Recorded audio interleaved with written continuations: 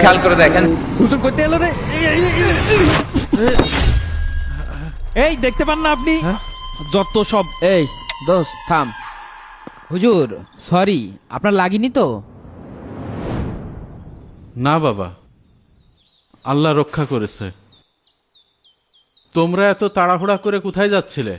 আসলে হুজুর, আমার এক বন্ধুর বাসায় দুর্গাপূজার দাওয়াত আছে, ওখানেই যাচ্ছিলাম।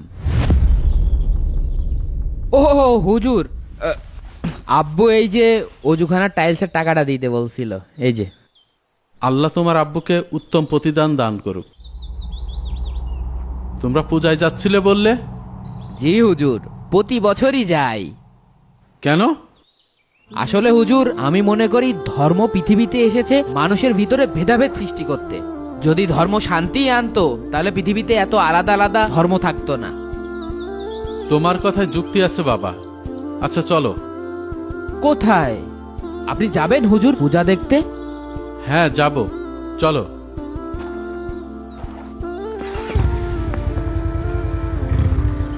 হুজুর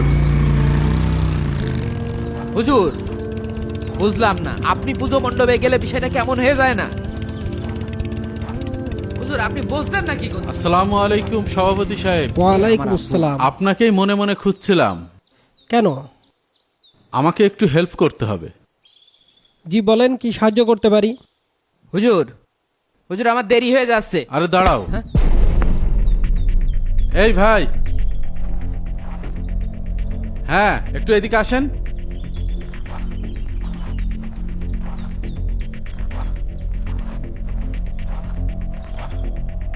বাবা ফাহিম, তোমাকে একটা অফার দিতে চাই।